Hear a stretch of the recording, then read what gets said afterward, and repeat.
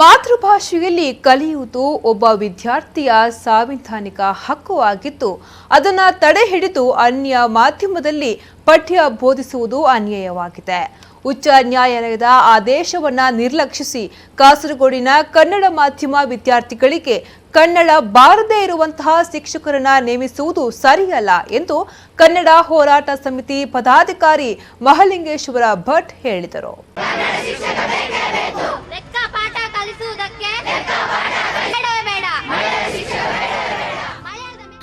ಉಪ್ಪಳ ಸಮೀಪದ ಮಂಗಲ್ಪಾಡಿ ಸರ್ಕಾರಿ ಪ್ರೌಢಶಾಲೆಯ ಹೈಸ್ಕೂಲ್ ವಿಭಾಗದ ಗಣಿತ ಕನ್ನಡ ಮಾಧ್ಯಮ ಶಿಕ್ಷಕರ ಹುದ್ದೆಗೆ 2 ವಾರಗಳ ಹಿಂದೆ ನೇಮಕಗೊಂಡ ಮಲಯಾಳಿ ಶಿಕ್ಷಕರನ್ನ ಬದಲಾಯಿಸಿ ಕನ್ನಡ ಬಲ್ಲ ಶಿಕ್ಷಕರನ್ನೇ ನೇಮಿಸಬೇಕೆಂದು ಶಾಲಾ ವಿದ್ಯಾರ್ಥಿಗಳು ರಕ್ಷಕ ಶಿಕ್ಷಕ ಸಂಘ ನಡೆಸುತ್ತಿರುವ ಹೋರಾಟದ ಭಾಗವಾಗಿ ಶಾಲಾ ಪರಿಸರದಲ್ಲಿ ಆಯೋಜಿಸಿದ್ದ 1 ದಿನದ ನಿರಾಹಾರ ಸತ್ಯಾಗ್ರಹದಲ್ಲಿ ಪಾಲ್ಗೊಂಡು ಅವರು ಮಾತನಾಡಿದರು.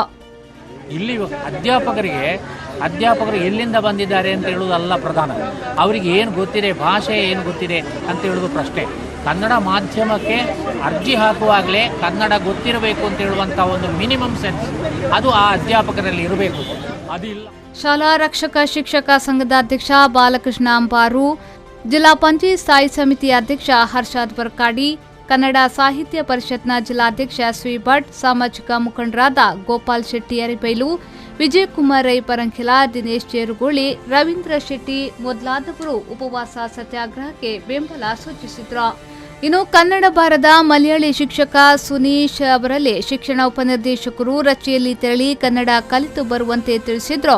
ಯಾವೊಂದು ತೀರ್ಮಾನಗಳಿಗೂ ಸಹಕರಿಸದೆ ಮತ್ತಷ್ಟು ಸತಾಯಿಸಿದಾಗ ಶಿಕ್ಷಣ ಉಪನಿರ್ದೇಶಕರು ಕೊನೆಗೆ ಕನ್ನಡದಲ್ಲಿ ಮಾತನಾಡಲು ಸೂಚಿಸಿದಾಗ ತಬ್ಬಿಬ್ಬಾದುದು ಕಂಡುಬಂತು.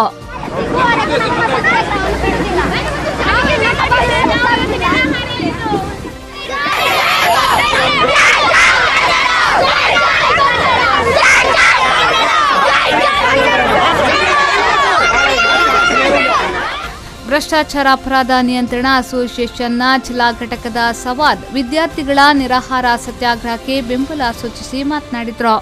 ಕನ್ನಡ ಬಲ್ಲೆವು ಎಂಬ ನಕಲಿ ಪ್ರಮಾಣ ಪತ್ರದ ಮೂಲಕ ಕನ್ನಡ ಭಾಷಾ ಅಲ್ಪಸಂಖ್ಯಾತ ಪ್ರದೇಶದಲ್ಲಿ ಕೆಲಸಗಿಟ್ಟಿಸಿ ಬೇಳೆ ಬೇಯಿಸಿಕೊಳ್ಳುವ ಹುನ್ನಾರ ಸಾಧ್ಯವಿಲ್ಲ ಎಂದು ಅವರು ಹೇಳಿದರು. ಈ ಬಗ್ಗೆ ಸರ್ಕಾರಕ್ಕೆ ವರದಿ ಮಾಡಲಾಗುವುದೆಂದು ಭರವಸೆಯನ್ನ ನೀಡಿದರು. ಇನ್ನು ಹೈಸ್ಕೂಲು ಕನ್ನಡ ವಿಭಾಗದ ವಿದ್ಯಾರ್ಥಿಗಳಿಗೆ ಜಿಲ್ಲಾ ಕನ್ನಡ ಪತ್ರಕರ್ತರು ಬೆಂಬಲ ಸೂಚಿಸಿದರು.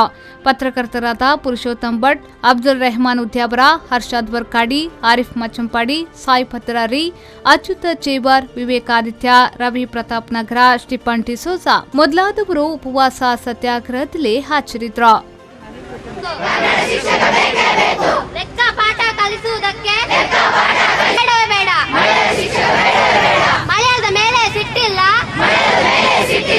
ಅನ್ಯಾಯವನ್ನು ಸಹಿಸುವುದಿಲ್ಲ, ವ್ಯಕ್ತಿಯ ಮೇಲೆ ದೂಷಣೆ ಇಲ್ಲ. ರೆಹಮಾನ್ ಉದ್ಯಾವರ, ವಿ4 ನ್ಯೂಸ್ 24/7 ಮಂಜೇಶ್ವರ.